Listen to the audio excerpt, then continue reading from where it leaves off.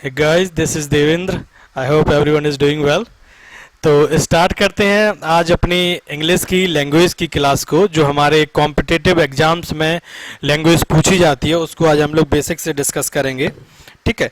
जो पुरानी क्लासेस में जो लोग फॉलो करते रहे हैं या कर रहे हैं वो सारी क्लासेस हमारी कंटिन्यू चली रही हैं बकाया. आज हम लोग जैसे कि अभी सीजीएल प्री का रिजल्ट आया है. ठीक है.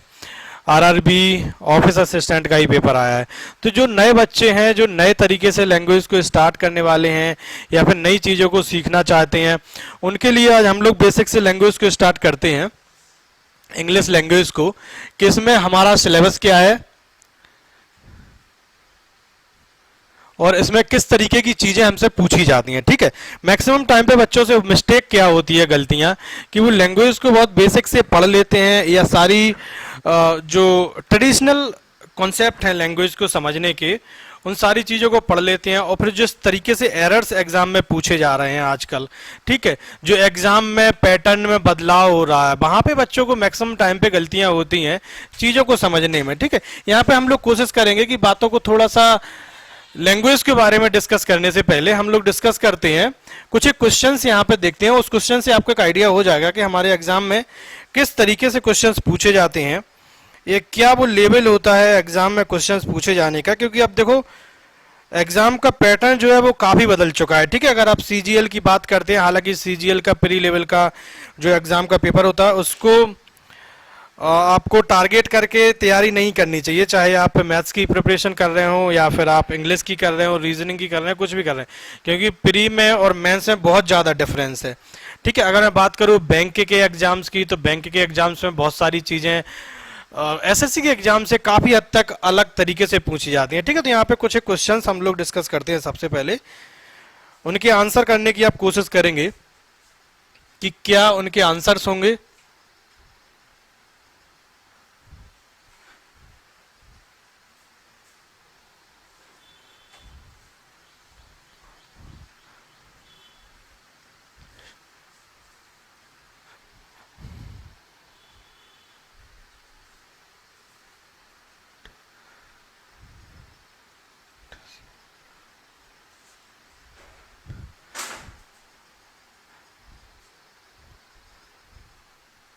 ये हमारे पास पहला क्वेश्चन यहाँ पर गिवन है. What will be happen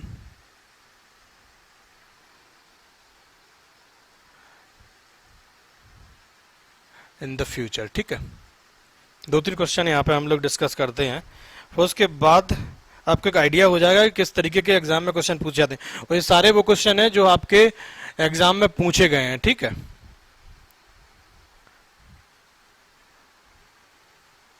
a dog what he kept in the garden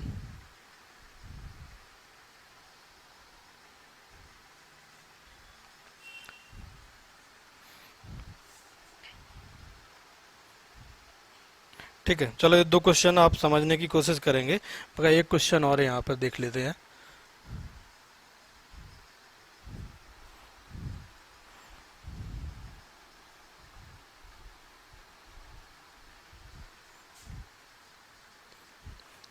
one of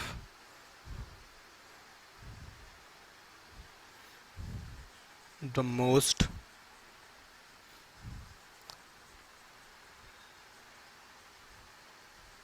surprising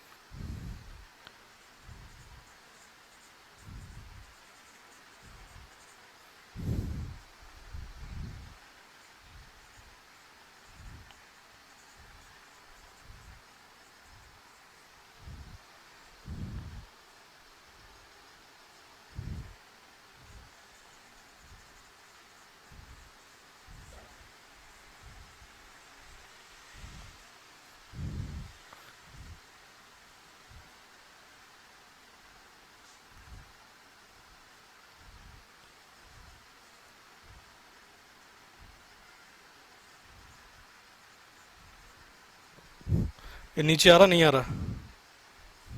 नीचे दिख रहा? दिख रहा?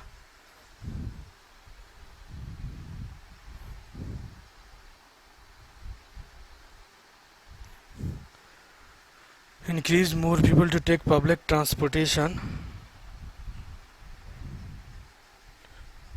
Public transportation would increase the price of. ठीक है, यहाँ पर आपका बार हो गया, पर increase the price of gas. ठीक है, यहाँ पर हमारे पास 3 क्वेश्चन है। पहला क्वेश्चन है, ये सारे एग्जाम में पूछे गए क्वेश्चन है। There is a lot of speculation but it is not yet known what will be happen in the future.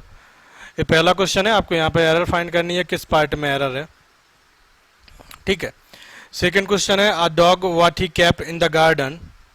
Third question है, one of the most surprising idea suggested as a way to encourage more people to take public transportation was to increase the price of gas. ठीक है, अब 2 minute के लिए इन question को पढ़ने की कोशिश करो और समझने की कोशिश करो कि इसमें आंसर क्या होगा। ठीक है, क्योंकि ये वो सारे क्वेश्चन है जो हमारे एग्जाम में आज की डेट में पूछे जा रहे हैं। बकाया अगर आप किसी भी टीचर या किसी बुक को फॉलो कर रहे हैं तो उसमें बड़ी बेसिक सी चीज़ें आपको बता दी जाती हैं, सब्जेक्ट वर्ब एग्रीमेंट और क्या सब्जेक्ट होता है, क्या वर्ब होती है, नाउन प्रोनाउन। पर मुझे लगता है ये वो सारे इस लेवल के क्वेश्चन जो आपके एग्जाम में, हालांकि ये बहुत इजी लेवल के नहीं है और ना ही बहुत डिफिकल्ट लेवल के, एवरेज लेवल के क्वेश्चन है। अगर थोड़े भी आप लॉजिकल चीज़ों को समझते हैं कि नाउन किस तरीके से यूज होती है या वर्ब के कॉन्सेप्ट क्या होते हैं। देखो होता क्या है, अगर आप चीज़ों को स्टेप बाय स्टेप समझने की कोशिश करते हैं, देखो एग्जाम में जो पूछा जाता है वो डेफिनेशंस नहीं पूछी जाती हैं। जैसे कि हम लोगों ने नाउन की डेफिनेशन पढ़ ली, वर्ब की डेफिनेशन पढ़ ली या उनके स्ट्रक्चर्स वगैरह सारे पढ़ लिए, उस तरीके से एग्जाम में चीज़ें नहीं पूछी जाती हैं। और जो बच्चे फॉलो करते हैं इस मेथड को, मैं गारंटी देता हूँ वो क्वेश्चन को सॉल्व भी नहीं कर पाते। मैक्सिमम क्लास में बच्चों को देखता हूँ, जो लोग इंस्टा पे अगर मेरे पोस्ट पढ़ते होंगे, हालांकि ये क्वेश्चन मैंने इंस्टा पे भी डाल रखे हैं, ठीक है, अनअकैडमी की क्लास पे इस पे डिस्कस किया है। जो लोग पोस्ट को मतलब क्वेश्चंस को देखते हैं उन्हें आंसर कर लेते हैं कभी कभी तुक्के में, ठीक है, तो उन्हें एक्चुअल में पता नहीं होता है कि उन्हें आंसर क्यों सही उनका हो गया है, और जब उनसे गलतियां हो जाती हैं तब भी उन्हें पता नहीं होता है कि उन्हें गलतियां क्यों कर दी। लैंग्वेज में यही डिफरेंस है। मैथमेटिक्स में क्या होते हैं, रूल्स होते हैं, प्रूफ होते हैं, वहां पे हमें चीजें समझ में आ जाती हैं, गलतियां क्यों हो रही हैं, क्या हो रहा है, माइनस प्लस का डिफरेंस आपको सबको समझ में आता है। बट लैंग्वेज में होता क्या है कि अंडरस्टैंडिंग जब लोगों को पता नहीं, मैंने बहुत अच्छे अच्छे बच्चों को देखा है कि वो गलतियां कर देते हैं, उनका रीजन उन्हें पता नहीं होता है कि क्यों गलती हुई है। ठीक है, अच्छा सबसे बड़ी बात यह है कि जो क्वेश्चन वो सही कर देते हैं उसका रीजन भी उन्हें नहीं पता होता है कि वो सही कैसे हो गए। तो जब चीजों को आप प्रैक्टिकली समझते हैं, वर्ड टू वर्ड आप चीजों को देखते हैं कि कोई वर्ड है उसका क्या लॉजिक है, क्या कॉन्सेप्ट है चीजों को एक दूसरे से कनेक्ट होने का, वहां पे चांसेस आपके बहुत कम होते हैं गलतियां होने के। ठीक है, एक बात। दूसरी टिप्स मैं बच्चों को क्या देता हूं कि जब भी आप कभी किसी भी क्वेश्चन को करते हैं, आपका टारगेट ये नहीं होना चाहिए, अगर आप लैंग्वेज लर्निंग कर रहे हैं, आप लैंग्वेज को सीखना चाहते हैं, आपका टारगेट ये नहीं होना चाहिए किसी भी पर्टिकुलर क्वेश्चन में एरर फाइंड करने का। एरर एक अलग पार्ट है फाइंड करने का, ठीक है, वो आपने कर लिया। बट मुझे लगता है एक क्वेश्चन में इतने सारे वर्ड होते हैं और हर एक वर्ड के अपनी एक कॉन्सेप्ट होता है, और कौन सा वर्ड कहाँ आपको सपोज करते हैं किसी बच्चे को समझ में आया यहाँ पे गलती है, ठीक है, अगर यहाँ पे गलती है, एक सेम क्वेश्चन में एक बच्चे को यहाँ पे भी गलती लग रही है, उसे यहाँ पे भी गलती लग रही है, ऐसे कैसे हो सकता है कि 3 जगह क्वेश्चन में एक ही गलती है बट एक बच्चे को 3 जगह गलती लग रही है, 3 अलग अलग बच्चों को? इसका मतलब है कि उन तीनों के कॉन्सेप्ट में डिफरेंस है, या उन तीनों बच्चों ने जो चीजें पढ़ रखी हैं कहीं ना कहीं तो कमी है उनमें। वरना अगर चीजें सही होती और तीर निशाना उनका सही होता तो सही एरर पकड़ते वो, बट उन्होंने सही एरर नहीं पकड़ी है। और ऐसे क्लास में आप लोगों के कई सारे दोस्त होंगे, जब आपको यहाँ गलती लग रही है और आपके पार्टनर को यहाँ लग रही है, आपके फ्रेंड को यहाँ लग रही है, कैसे possible, how is it possible that in a single question that can contains lot of mistakes, it not can not happen. ठीक है, इस तरीके की गलतियां बच्चों से होती हैं। इसका रीजन क्या होता है कि उन्हें कॉन्सेप्ट एक्चुअल में पता नहीं होते हैं। कभी कभी तुक्के में चीजें सही हो जाती हैं, उन्हें लगता है, सपोज करो आपने 10 क्वेश्चन यहाँ पे सॉल्व किए, ठीक है, 10 क्वेश्चन में आपके 6 में तुक्के गल गए, 4 में नहीं गले, यहाँ पे 4 आपके गलत हो गए। अच्छा, सही आपको इनका भी नहीं पता, अगर आपसे पूछा जाए कि इनका लॉजिक आप बता दो तो सही तो उन्हें इनका भी लॉजिक नहीं पता जो उनके सही हुए हैं, एक्चुअल में तुक्के हैं। और तुक्कों से मुझे लगता है कि प्री क्वालिफाई किया जा सकता है, मेंस नहीं किया जा सकता है, क्योंकि यहाँ पे जो क्वेश्चन पूछे जाते हैं वो 200 आपसे क्वेश्चन पूछे जाते हैं, 200 क्वेश्चन में आप तुक्के नहीं मार सकती। मैं बात करूं एग्जाम, अगर आप बैंक के एग्जाम की, मुझे लगता है बैंक के एग्जाम में तो कभी तुक्के लगा ही नहीं जा सकते हैं, क्योंकि वहां पे जैसे अगर PQRS से रिलेटेड या आप सेंटेंस इंप्रूवमेंट से रिलेटेड क्वेश्चन हम देखते हैं, एसएससी में क्या ट्रेडिशन है कि एसएससी में आपको ऑप्शंस दे दिए जाते हैं, ठीक है, ए ऑप्शन दे दिया, बी दे दिया, सी दे दिया, डी दे दिया, आपको यहाँ पे फाइंड करना होता है कौन सा ऑप्शन सही है। बट बैंक में ऐसा नहीं होता है, जैसे आपसे PQRS का रिलेटेड क्वेश्चंस आपको पूछे गए हैं, ठीक है, PQRS का, तो आपको, या जंबल सेंटेंस भी इन्हें बोलते हैं एसएससी में, तो यहाँ पर अगर आपके क्वेश्चन पूछे जाते हैं तो वो आपसे ये पूछता है कि आपका कौन सा ऑप्शन सही है, ए ऑप्शन सही है, बी ऑप्शन सही है, सी ऑप्शन सही है, डी ऑप्शन सही है। बट बैंक के एग्जाम्स में डिफरेंस ये है कि बैंक में जो क्वेश्चन पूछे जाते हैं वो ये नहीं पूछे जाते कि पहला कौन सा सही है, बैंक में ये पूछा जाता है कि फर्स्ट सेंटेंस, फर्स्ट जो अरेंजमेंट होगा वो कौन सा सही होगा, थर्ड प्लेस पे कौन सा सेंटेंस आएगा, फोर्थ प्लेस पे कौन सा आएगा, लास्ट से थर्ड कौन सा आएगा, स्टार्टिंग से सेकंड कौन सा आएगा। यहाँ पे बच्चों को मैक्सिमम कंफ्यूजन होती है, क्योंकि यहाँ पे अगर आपकी लॉजिक सही नहीं है तो आप फाइंड नहीं कर सकते। बहुत सारी यहाँ पे बातें हैं समझाने के लिए जो हम लोग डिस्कस करेंगे। फिलहाल आज हम लोग इन तीन क्वेश्चन के सॉल्यूशन देखते हैं कि इनका आंसर क्या होगा और कहाँ पे एरर होगी। देखो, मेरा ये मानना होता है, हर बार सेम ही चीज़ बार बार बोलने से बड़ी इरिटेशन होती है, बट मैं हर बार बच्चों को ये बात बोलता हूँ कि आपको वर्ड टू वर्ड चीज़ों को समझना चाहिए, ठीक है। जब भी आप किसी भी चाहे फिर एसएससी के एरर्स हो, बैंक की हो, किसी भी एग्जाम के एरर कर रहे हो, या फिर आप पर्टिकुलर अपने सेल्फ इंप्रूवमेंट के लिए नॉलेज पढ़ रहे हैं, अगर आप वर्ड टू वर्ड चीज़ों को समझने की कोशिश करते हैं तो वहाँ पे एरर होने के चांसेस बहुत कम होते हैं। और दूसरी बात कि आपको नई चीज़ें सीखने को मिलती हैं, अगर कहीं आप फंसते हैं तो आपको नया सीखने को मिलता है वहाँ पर, ठीक है। जैसे कि यहाँ पर एक वर्ड हमारे पास गिवन है, देयर। जब भी हम स्टार्ट करते हैं सबसे पहले तो आपको स्टार्टिंग से स्टार्ट करना चाहिए। यहाँ पर आपका फुल स्टॉप है, ठीक है। तो देयर जो होता है वो इंट्रोडक्टरी सब्जेक्ट होता है, बड़ा बेसिक सा वर्ड है। देयर हो गया, इट हो गया, जो हमें इंट्रोडक्टरी सब्जेक्ट की तरीके से यूज़ करते हैं। इंट्रोडक्टरी सब्जेक्ट कब यूज़ किया जाता है, जैसे कि नाउन या प्रोनाउन को जो हम यूज़ करते हैं, वहाँ पे एज अ सब्जेक्ट अगर हम उन्हें यूज़ नहीं कर सकते हैं तो वहाँ पर हमें उनके इंट्रोडक्शन के लिए कोई एक वर्ड की ज़रूरत होती है, वो इंट्रोडक्टरी सब्जेक्ट होता है, ठीक है। तो ये आपका इंट्रोडक्टरी सब्जेक्ट हो जाएगा। बकाया जो सब्जेक्ट होता है, जो यहाँ पर देखो सब्जेक्ट, वर्ब और ऑब्जेक्ट का कॉम्बिनेशन होता है, ठीक है। यहाँ पर होता क्या है कि जो वर्ब आती है वो आपके सब्जेक्ट के अकॉर्डिंग आता है, बट इंट्रोडक्टरी सब्जेक्ट में होता क्या है कि एक्चुअल में जो वर्ब आती है वो आपकी उस वर्ड के लिए यूज होती है जो आप सब्जेक्ट यूज कर रहे हैं। बट यहाँ पर इंट्रोडक्टरी सब्जेक्ट जो है वो इंट्रोडक्टरी सब्जेक्ट है, वो सब्जेक्ट किसके लिए यूज हो रहा है, जिस नाउन या प्रोनाउन के लिए यूज हो रहा है उसके लिए हमें हेल्पिंग वर्ब की जरूरत पड़ती है। अभी यहाँ पर इज यूज हुआ है, इज किस वजह से यूज हुआ है, अ लॉट ऑफ की वजह से, ठीक है, सिंगुलर की वजह से सिंगुलर यूज हुआ है।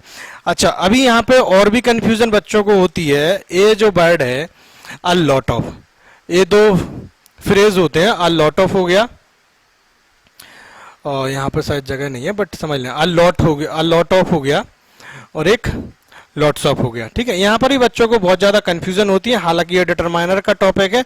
डिटरमाइनर में हम लोग इन चीज़ों को डिस्कस करेंगे कि इनका किस तरीके से यूज़ होता है। लॉट ऑफ हो गया या जितने भी सारे डिटरमाइन जो चीज़ों को डिटरमाइन करने के लिए यूज़ होते हैं या क्वांटिटी शो करने के लिए यूज होते हैं, वो सारी चीजें वहां डिस्कस करेंगे, ठीक है। तो यहाँ पे स्पेकुलेशन जो सिंगुलर की तरीके से यूज हो रहा है, स्पेकुलेशन नाउन होती है जो आपको अनकाउंटेबल और काउंटेबल दोनों कंडीशन में यूज होती है। बट जब अनकाउंटेबल यूज होता है स्पेकुलेशन का, वहां पे क्या होता है कि जब हम फॉर्म क्रिएट करते हैं, something may be something can happen और may be something can not happen, जब एक कंडीशन होती है, जब कोई श्योर नहीं होता है फ्यूचर की, जब चीज़ों को हमें समझना होता है, जहाँ पे थॉट क्रिएट करते हैं, वहाँ पे स्पेकुलेशन की जरूरत, स्पेकुलेशन एक्चुअल में उसको बोलते हैं, ठीक है। तो स्पेकुलेशन यहाँ पे सिंगुलर यूज हो रहा था। यहाँ पर एक मक्खी बहुत परेशान कर रही है यार। ये स्पेकुलेशन आपका अनकाउंटेबल की तरीके से यूज हुआ है, जो सिंगुलर आ रहा है, इसकी वजह से यहाँ पर जो वर्ब होगा वो आपका सिंगुलर वर्ब यूज हो जाएगा। इस सेंटेंस में कोई दिक्कत नहीं है, सेंटेंस नहीं, इस क्लॉज में कोई दिक्कत नहीं है। अभी शायद बच्चे इस बात से ही बहुत कंफ्यूज रहते हैं, क्लॉज क्या होता है। ये सारे उन बच्चों के लिए है जो बड़े स्टार्टिंग से स्टार्ट करने वाले हैं, ठीक है। क्लॉज हो गया या नाउन हो गया, नाउन क्लॉज हो गया या आपका फ्रेज हो गया, इस तरीके के जो वर्ड हैं वो बहुत कंफ्यूज करते हो। इन वर्ड को ज़्यादा यूज ना करके और कंफ्यूज, तो जिन लोगों को समझ में नहीं आ रहा है तो ज़्यादा पैनिक होने की ज़रूरत नहीं है। ये सारे क्वेश्चन उन लोगों के लिए हैं जिनको एक आइडिया हो जाए कि हमारे एग्जाम में किस तरीके के क्वेश्चंस पूछे जाते हैं। बकाया हम लोग अभी सिलेबस डिस्कस करेंगे, बड़ी बेसिक से एक एक वर्ड को, एक एक चीज़ों को डिस्कस करेंगे। अगर आपको किसी भी पर्टिकुलर वर्ड में प्रॉब्लम है या किसी भी सेंटेंस या किसी भी टॉपिक में प्रॉब्लम है तो आप कमेंट करके बताएंगे कि मुझे इस चीज़ में प्रॉब्लम है, तो हम एक आइडेंटिफाई कर पाएंगे कि बच्चों को किस तरीके की चीज़ें चाहिए। यूट्यूब पे मैं देखता हूँ या बहुत सारे बच्चों को मैं सुनता हूँ कि उन्हें बड़ी बेसिक बेसिक सी चीज़ें बता दी जाती हैं जो हमेशा से बचपन से पढ़ते आ रहे हैं, चाहे पर वो स्कूलिंग में हो गया हो या फिर आप किसी भी कोचिंग क्लासेस में पढ़ते हैं। बच्चों को एक्चुअल में जहाँ पे प्रॉब्लम आती है वो जब भी कभी इस कोचिंग क्लासेस या अपने टीचर या मेंटर को स्विच करते हैं तो उन्हें नया जिस पर्टिकुलर एरिया में उन्हें प्रॉब्लम आती है वो नया सीखने को मिलता ही नहीं है। एक टीचर से आप पढ़ते हैं वही सारी चीजें 70-80% आपको सीखने को मिलती हैं, और जब आप स्विच करते हैं नए टीचर के बाद फिर आपसे बेसिक से स्टार्ट करता है। होता क्या है, जब आप एक क्लास कंप्लीट कर चुके होते हैं, आपने एक क्लास कहीं ले ली तो वहां पर 70 या 80% चीजें आपको सिखा दी जाती हैं, ठीक है, बड़ी बेसिक सी चीजें होती हैं। जब आप स्विच करते हैं जो 20% आपका रिमेनिंग पोर्शन रह गया है जो आपको सीखने की जरूरत है, ये एक्चुअल में वो पोर्शन है जहां पे आपको मेहनत करने की जरूरत होती है।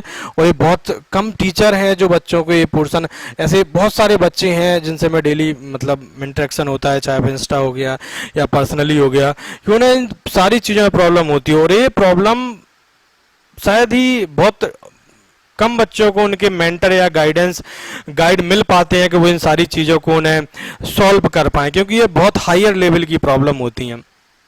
ठीक है, ये सारी बातें आज बिल्कुल बेसिक सी हम लोग इसलिए कर रहे हैं कि एक आइडिया हो जाए आपको कि हमें क्या पढ़ना है क्या नहीं पढ़ना है, किस तरीके के एरर्स हमारे में एग्जाम में पूछे जाते हैं। ठीक है, तो ये आपका क्लोज हो गया। यहाँ पर आपको कोई प्रॉब्लम नहीं है, कोई एरर नहीं है, but it is not yet known. यहाँ पर देखो ये नॉन हमारे यूज किया गया है जो आपका वर्ब की थर्ड फॉर्म है।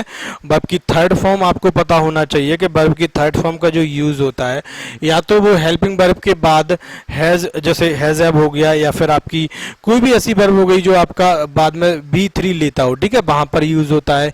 अगर वहां पर यूज नहीं होता है तो थर्ड फॉर्म का एक और यूज होता है जो आपका पार्टिसिपल में यूज होता है, पास्ट पार्टिसिपल। आई होप कि आपको यहाँ पर दिख रहा होगा, ठीक है, पास्ट पार्टिसिपल। अभी ये सारे जो वर्ड हैं ये बड़े एडवांस लेवल के वर्ड हैं जहां पे हमें चीजें समझने की जरूरत पड़ती है कि पास्ट पार्टिसिपल क्या होता है या पास्ट पार्टिसिपल का यूज किस तरीके से किया जाता है, क्या कंडीशन होती है जहां पास्ट पार्टिसिपल को आइडेंटिफाई करते हैं। क्योंकि एक्चुअल में B3 जो होती है वो वर्ब की कई तरीके से यूज की जाती है। जब हम थर्ड फॉर्म की बात करते हैं, परफेक्ट सेंटेंसेस की बात करते हैं, वहां पर भी हमें पास्ट B3 का यूज होता है, बट B3 का यूज पास्ट पार्टिसिपल का आपका बी वर्ब के साथ भी यूज होता है। ठीक है, तो ये आइडेंटिफिकेशन जब आपको पता होगा कि पास्ट पार्टिसिपल का यूज कहाँ होता है, सेंटेंस का स्ट्रक्चर किस तरीके से होना चाहिए, तो आपको एक्चुअल में एरर फाइंड करने में प्रॉब्लम नहीं होगी। तो ये आपका एज के लिए जो बी वर्ब है यहाँ पर एज, इसके लिए हमें कॉम्प्लीमेंट चाहिए होता है, बी वर्ब होती है। देखो बी वर्ब के बारे में, चलो इसको थोड़ा सा साफ करते हैं। बी वर्ब जो होती है